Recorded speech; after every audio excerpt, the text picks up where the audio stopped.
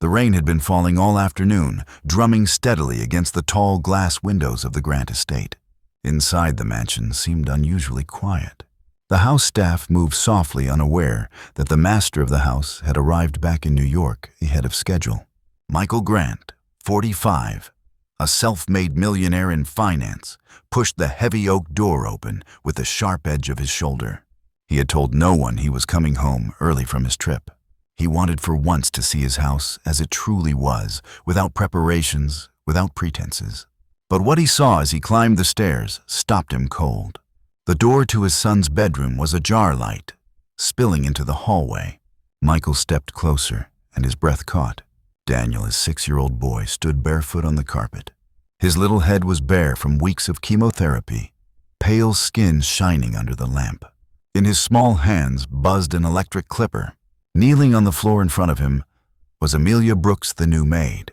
Her natural curls had been hacked unevenly, thick tufts scattered in dark clumps all across the rug. Her hand still trembled from guiding the boy. Michael's voice tore through the silence. "What the hell is going on here?" Amelia froze her hand, resting lightly on Daniel's shoulder. Daniel flinched, eyes darting between his father's glare and Amelia's quiet face.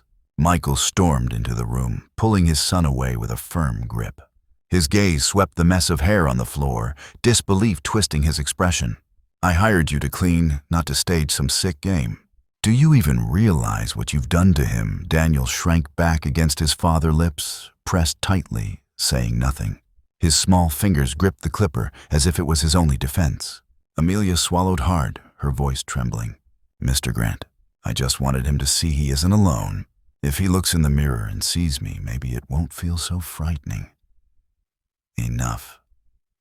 Michael's word cracked like a slammed door. For a long second, no one moved. Only the rain beat harder against the glass. Amelia straightened slowly, clutching the clipper until her knuckles whitened. Daniel's eyes locked on hers, silently begging for something he couldn't put into words. Michael bent toward his son, his voice softer now. "It's all right, Danny. Daddy's here." He led the boy out of the room, leaving Amelia behind. She stayed kneeling on the carpet, damp curls clinging to her cheeks. Her chest rose and fell with shallow breaths. The storm outside swallowed the sound of the door shutting. The next morning, Amelia stepped into the kitchen, only to find Mrs. Kent, the head housekeeper, waiting for her. The older woman's face was stiff with discomfort. "Mr. Grant said, 'Today will be your last day,'" she murmured, eyes lowered. "The reason is yesterday. I'm sure you understand." Amelia nodded once. She didn't argue. Back in her small room in the servants' wing, she folded her few belongings into a worn canvas bag. Every movement was precise, quiet. Outside, the drizzle traced long silver lines down the window pane. When she left, the heavy door shut behind her with a sound that seemed to echo inside her chest. She pulled her coat collar higher and walked quickly down the stone path, not daring to look back. Upstairs, Daniel opened his bedroom door and peered into the empty hallway. "Miss Amelia," he whispered. Silence answered him. He searched every room, the kitchen, the living room, even the garage, but found nothing but emptiness. At last, he returned to his room, shut the door, and pulled open his desk drawer. Inside lay a crumpled drawing half buried among pill bottles and toy cars. 2 stick figures, himself and Amelia, both bald, both smiling. Daniel folded the paper into the smallest square possible and pushed it deep into the pocket of his hoodie, as if afraid someone would steal it away. Night came and the house sank into silence again. From Daniel's room came the faint sound of muffled sobs. They blended with the patter of rain on the glass. The new nanny, a middle-aged woman with nervous hands, fumbled to soothe him. "Come now, Danny. Time to sleep. You'll feel better in the morning." But the sobbing didn't stop. Michael stood in the hallway, leaning against the doorframe, his fist curled loosely at his side. He watched through the narrow gap, his son's small body shaking with grief, and felt something heavy tighten in his chest. He didn't step inside. After a long moment, he turned away. The light in Daniel's room burned all through the night. The rain finally eased by afternoon, leaving the backyard glistening with puddles. Clouds hung heavy gray, pressing low above the estate. The new nanny held Daniel's hand as they walked to the pool. Her voice was nervous, uncertain. "Just a few laps, all right? It'll be good exercise." Daniel froze at the edge. The pool cover had been pulled back, the water flat and cold like a sheet of glass. He clutched the railing, his knuckles white. "No," he whispered, his eyes locked on the still surface. "Danny, look at me," the nanny urged. She crouched slightly, forcing a smile. One deep breath. One step. She tugged at his wrist gently, but his sneakers squeaked against the damp tile. His small body wobbled. A sound slipped from his lips, thin and broken. "Mom." The memory surged back, fierce and merciless. Water breaking. A woman's body plunging in arms, flailing dark hair plastered to her face. Shouts frantic. "Call 911. Then silence. The heavy silence of water. Daniel collapsed to his knees, hands pressed to his ears, breath sharp and shallow. The nanny panicked, stepping closer. "It's okay, sweetheart. Breathe. Just breathe." But her nervous steps pushed him closer to the edge. His heel slipped. For a split second, his small body tipped sideways, one hand clawing at the air. Then splash. The water exploded in a halo. Strong arms wrapped around him, twisting mid-fall to shield his head. A voice shaking but familiar. "I've got you. Hold on." Daniel blinked through the shock, clinging tight. The water was ice against his skin, dragging him down. But the arms held firm, kicking, fighting upward. It was Amelia. She had been walking past the mansion that afternoon, her bag slung over her shoulder, heart aching from the night before. She had only meant to glance at the house one last time. Then she heard the cry, then the splash, and she dove without a thought. "Hold my shoulder, Danny." "Look at me," she gasped. Her eyes were wide, steady, even in the chaos. "In with me. Out with me. Just breathe." The boy's lips trembled, but he tried. In, out, in, out. They reached the ladder. Amelia shoved Daniel upward, first, her muscles straining. The nanny fumbled on the edge, pale with fear, but did not reach in. Daniel scrambled onto the stone tiles, coughing hard. Amelia climbed out after him, water streaming from her clothes, plastering them to her skin. Daniel shivered violently, then flung himself into her arms. "Don't go," he sobbed. Her body shook with cold, but she held him close, pressing the towel against his back. Footsteps thundered. Michael appeared at the sliding glass doors, his shirt streaked with rain. His eyes fell on the scene, his son clinging to Amelia, both dripping, both trembling. He froze, shock tightening his face. The nanny stammered, voice breaking. I tried," he slipped, but Michael barely heard her. His gaze fixed on Amelia, cradling his boy. 2 seconds of silence. The air between them heavy. Amelia bent her head toward Daniel, whispering for him alone. "Your daddy doesn't want me here. I have to go." Daniel's sobs broke open, raw, unstoppable. "Don't make her leave." His voice cracked, desperate, clinging tighter. Michael knelt, trying to pry the boy's arms free. "It's all right, Danny. Daddy's here." But Daniel shook his head furiously, cheeks streaked with water and tears. "I want her. Please." Amelia closed her eyes for a moment, steadying herself. She leaned close to Daniel's ear, her voice low and firm. "I'm not your nurse. I'm the person who shows up when you're scared, even if I'm outside the gate." His eyes searched hers, wide and wet. "Promise, promise."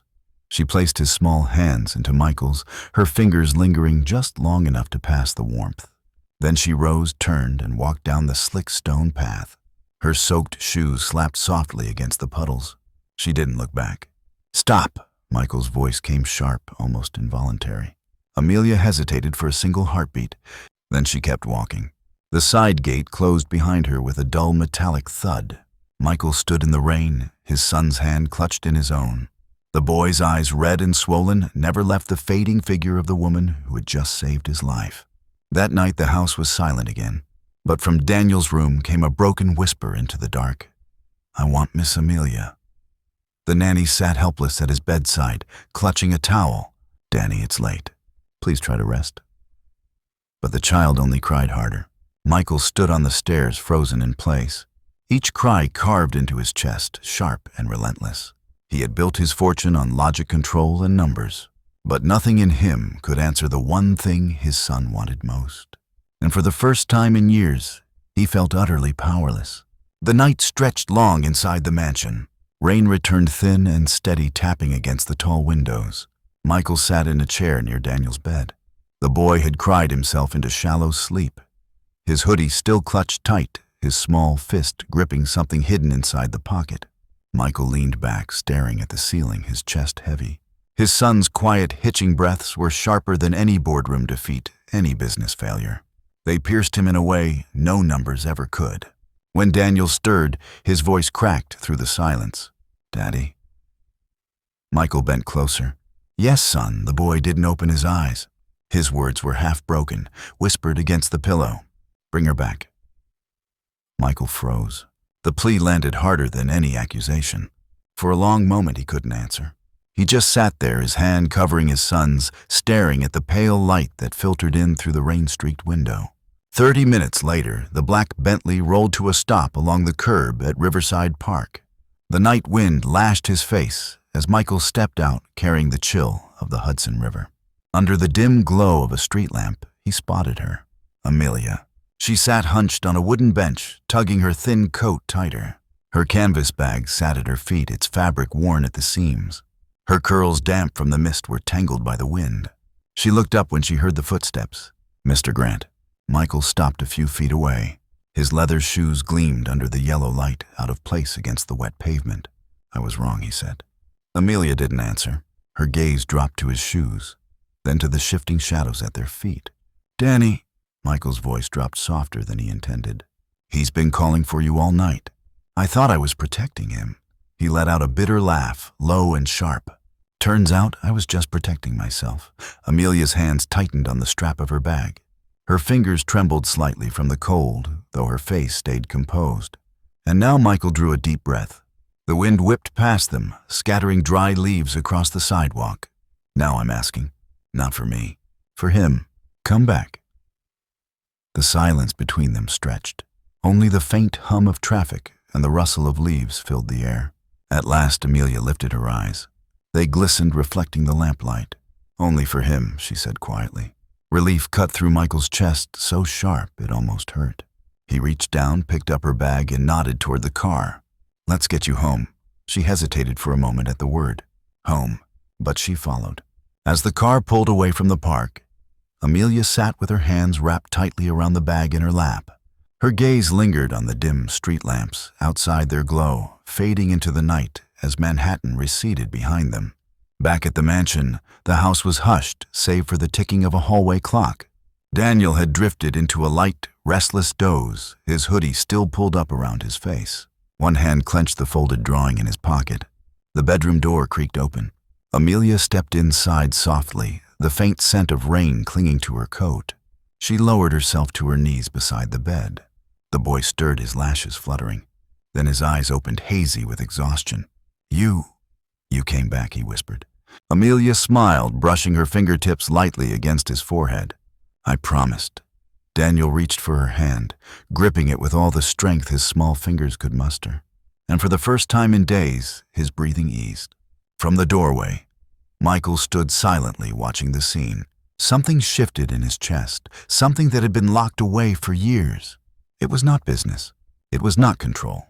It was something closer to surrender. The next morning, sunlight broke weakly through the gray clouds. In Daniel's room, the desk lamp cast a warm glow over the boy's bed. On the quilt lay a neatly folded black suit and a crisp red bow tie inside a box. Amelia opened it carefully and laid the outfit across the bed with a kind of reverence. "Tonight is the fundraising gala for the Children's Cancer Hospital," she said gently. "The people there will be helping kids just like you." Daniel touched the suit with hesitant fingers. He slipped into it slowly, his reflection sharp in the mirror. For a long moment he stared at himself. Then his shoulders sagged. Amelia walked to the closet and pulled out the clippers. She flicked them on the soft buzz filling the room. "Not short enough," she said simply. Daniel's eyes widened as the hum grew louder. Amelia's face stayed calm, determined.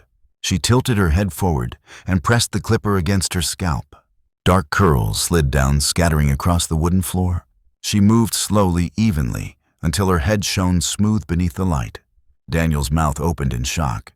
Then suddenly laughter burst from him. Bright, bubbling laughter that filled the room, spilling down the hallway like sunlight breaking through storm clouds. Passing by, Michael stopped short.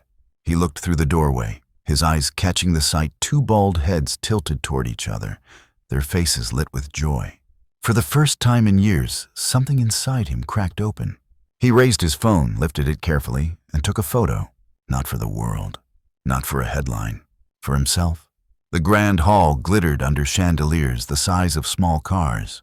Crystal light spilled across rows of polished tables where New York's wealthiest families mingled with donors, investors, and socialites. The air buzzed with murmurs, glasses clinking, the faint hum of a string quartet playing in the corner. Michael Grant walked in with Daniel at his side and Amelia just behind them. He looked immaculate in his tailored suit tie knotted precisely. Yet something was different. The sharp detachment he usually wore was gone. Daniel, in his black suit and red bow tie, held Amelia's hand tightly. His small bald head shone under the chandeliers, his steps nervous but steady. Amelia, her own head now bare, walked beside him like a quiet sentinel, her dress simple but graceful. Guests turned whispering. Some smiled with pity, others with curiosity. But Daniel's laughter, echoing faintly as Amelia whispered something in his ear, cut through the crowd like light through fog. The MC took the stage. His voice rose over the room, speaking of children fighting cancer, of families unable to afford treatment, of the heavy burden that money could not erase. Michael listened. But for the first time, the words did not slide past him like distant statistics on a financial report. They struck sharp and personal. He looked at his son, bald, small, clinging to Amelia's hand. He saw the weight in her eyes, and he felt suddenly how fragile everything truly was. When the MC called for donations, guests reached for pens, for checkbooks, for phones. Numbers murmured across the room: 5,000, 10,000, 50,000. Then Michael rose. The scraping of his chair echoed in the vast hall. "I will cover the full treatment costs for every child at the hospital for the next year." His voice rang out steady and clear, carrying across the chandeliers and velvet drapes. "And I will establish a permanent fund so that no child will ever have to stop treatment because of money." The hall froze. For a heartbeat, silence hung heavy. Then applause erupted, waves rolling through the crowd. Some stood clapping louder as the MC nearly stumbled over his words in gratitude. Amelia turned to him, her eyes shimmering warmth, breaking through the guarded composure she always carried. Michael met her gaze, and for once he did not hide. He nodded slightly as if to say, "No thanks required. This is the least I can do." Daniel squeezed Amelia's hand and grinned. For the first time in months, his smile was pure, unburdened. Later that night, the applause and lights faded, replaced by the quiet hush of the mansion. The storm had passed, leaving the sky sharp and clear. Michael stood in Daniel's room watching as Amelia tucked the boy into bed. She brushed her hand over his forehead gently, her voice low. "Rest now, Danny. You'll need your strength." The boy's lashes fluttered. His breathing slowed, steady and calm. Michael stayed silent in the doorway, the shadows of the hallway stretching long behind him. He had donated fortunes before, written checks that filled headlines, but tonight felt different. For the first time in years, it hadn't been about business. It had been about something simpler, something deeper: empathy. He realized then that money could buy hospitals, machines, even hope for strangers. But only love, real selfless love, could keep his son from fearing the dark. The following morning, sunlight spilled over the hills outside the city. They had driven out together, Michael, Amelia, and Daniel, escaping the steel and glass towers for something quieter. A red kite folded neatly lay in Daniel's lap. It had been on his wish list for months, sketched in crayon on paper now creased with use. On the hillside grass, still damp with dew, Amelia helped him unwind the string. "Ready?" she asked. Daniel nodded eagerly. Then he sprinted forward, sneakers kicking up droplets of grass. The kite jerked, wavered, then lifted, climbing into the pale blue sky. "It's flying!" Daniel shouted, laughter bursting from his chest. "It's not falling." Amelia ran a few steps behind, giving him space to feel the freedom for himself.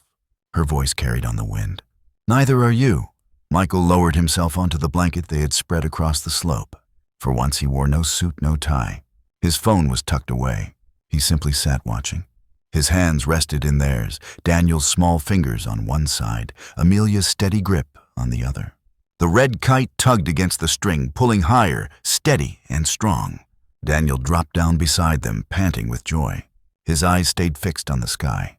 "I thought it would fall when I stopped running." Amelia smiled, her voice soft, deliberate. "Sometimes the hard part isn't getting it up there. It's trusting it will stay." Michael followed her gaze upward. The kite shivered once, then steadied a splash of red against the pale morning sky. And for the first time in years, he felt something shift inside him. Not just relief that his son was alive, not just gratitude toward the woman beside him, but the quiet, undeniable truth that something larger had been saved his own heart silent for far too long. On that hillside, no one spoke the word family, but it was there, written in every glance, every laugh, every breath they shared, as the wind carried away the distance that had once kept them apart. The red kite soared higher, steady against the pale morning sky. Daniel laughed until his voice cracked, running across the slope with the string taut in his small hands. His cheeks flushed, eyes wide with wonder. Amelia trailed behind, not too close, letting him feel the freedom of flight all on his own. Her head shone in the sunlight, smooth and strong, a silent mirror of his own. Michael sat back on the blanket, his eyes following every movement. He wasn't thinking about numbers or contracts or the sharp lines of Wall Street anymore. He was thinking about the boy who had just survived another day, and the woman who had chosen again and again to stand with him. Daniel slowed at last, collapsing onto the grass, his chest rising and falling with quick breaths. He let the kite drift above, floating without his effort now, and turned to Amelia. "I thought it would crash if I stopped running." She knelt beside him, brushing his damp hairline gently with her palm. "Sometimes," she said softly, "the hard part isn't getting it in the air. It's trusting it will stay." Daniel smiled faintly, tucking his face against her shoulder. Michael joined them, lowering himself onto the grass. He didn't wear his usual armor of pressed suits or polished shoes, just a sweater worn at the cuffs, as if he'd finally remembered what it felt like to be ordinary. He reached for both of their hands, Daniel's small, warm, Amelia's steady, reassuring. The three sat together in silence, the wind threading through their joined fingers. For a long moment, Michael let himself breathe, not as the financier, not as the millionaire, just as a father. Later that afternoon, they wandered down to the edge of the Hudson. The city skyline glimmered across the water, tall and unshaken, but softened now by distance. Daniel kicked at stones, his laughter echoing down the riverbank. Amelia walked beside him, coat pulled tight against the breeze, watching with eyes that carried equal parts worry and hope. Michael walked a step behind, hands in his pockets, studying them both. He thought of the night in Riverside Park, the bench beneath the street lamp, her bag at her feet. He thought of how close he had come to losing not only his son, but the one person who gave the boy the courage to keep fighting. And he realized something he had never dared to admit before. Money had bought him houses, cars, influence, but it had not saved his wife. It had not protected Daniel from illness. It had not kept his home from feeling hollow. But Amelia's presence, her quiet strength, her willingness to kneel on the floor, to shave her head, to dive into cold water without hesitation, had given his son something priceless. A reason to believe he wasn't alone. That night, back at the mansion, Michael lingered at Daniel's doorway. Amelia was reading softly from a storybook, her voice steady and warm. Daniel's eyelids fluttered, his breathing slow, comforted. Michael stepped inside, pulled the chair closer to the bed. He stayed until Daniel's small hand slipped into Amelia's, until his breathing settled into the deep rhythm of sleep. Michael looked at her, his voice barely above a whisper. "Thank you." Amelia blinked, surprised by the sincerity in his tone. She shook her head. "You don't owe me anything." "I do," he said quietly, "but not the kind that can be repaid." For the first time, she didn't argue. She just lowered her gaze, smoothing the blanket across Daniel's chest. Days turned to weeks. The kite found its place in Daniel's room, hung above the window, where the wind sometimes stirred it to life. Amelia remained not just as staff, not just as a caretaker, but as something unspoken, something the boy's heart had already named. One evening, as they walked together through the quiet halls, Daniel reached for both their hands at once.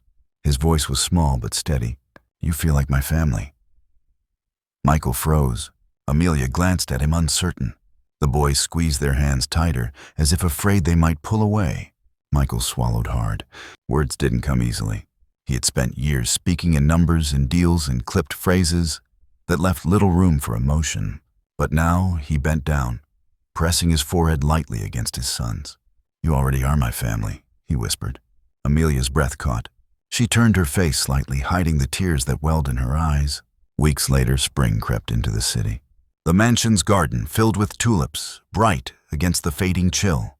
Michael sat outside with a cup of coffee, the morning sun warming his shoulders.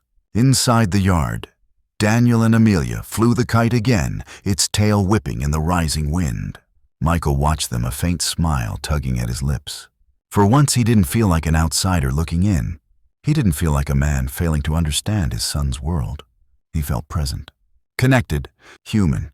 And when Daniel called out, laughter in his voice, "Dad, come help us," Michael stood, setting the cup aside, and ran to join them. Together, the three of them held the string, watching the kite climb higher and higher, strong against the sky. No one said the word family, but it was there. In every laugh, in every look, in the way they stood shoulder to shoulder beneath the endless stretch of blue. And for the first time in years, Michael Grant believed that maybe, just maybe, the wind was finally carrying them exactly where they were meant to be.